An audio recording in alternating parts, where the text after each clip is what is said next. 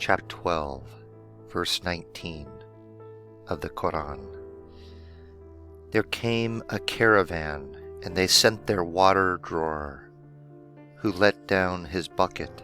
"Good news," he said, "this is a young boy."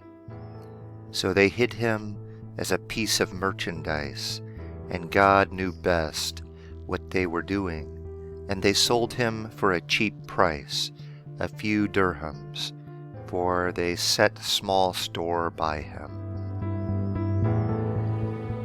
Commentary on 19 through 20. As Geiger notes, Judaism and Islam, page 117, the idea that someone would send down a bucket for water into the pit where Joseph languished contradicts Genesis 37, verse 24, which insists that the pit was dry. Otherwise, these two verses generally follow the narrative of that chapter. When Judah said to his brothers, "What do we gain by killing our brother and covering up his blood? Come, let us sell him to the Israelites. Then we shall not have laid hands on him ourselves. After all, he is our brother and our own flesh." His brothers agreed. Now some Midianite merchants were passing, and they pulled Joseph out of the well. They sold Joseph to the Ishmaelites for 20 shekels of silver. And these men took Joseph to Egypt. Genesis 37, 26 through 28.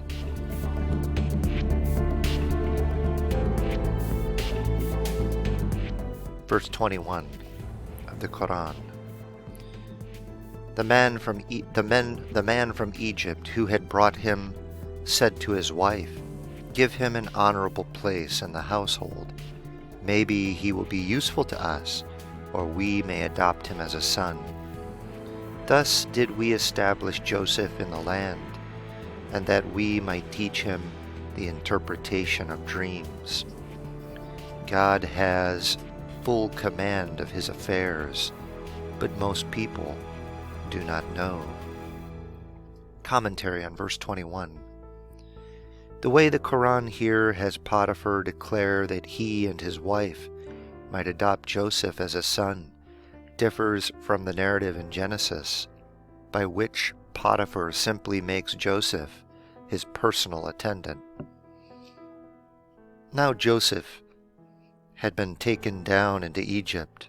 Potiphar the Egyptian, one of Pharaoh's officials and commander of the guard, bought him from the Ishmaelites who had taken him down there. The Lord was with Joseph, and everything he undertook was successful. He lodged in the house of his Egyptian master, and when his master saw how the Lord was with him, and how the Lord made everything he undertook successful, he was pleased with Joseph, and made him his personal attendant, and his master put him in charge of his household, entrusting him with all his possessions. Genesis 39, 1 through 4. This contrast is best explained through the influence of 28:9, where the wife of Potiphar declares regarding Moses precisely the same thing. Maybe he will benefit us, or we will adopt him as a son.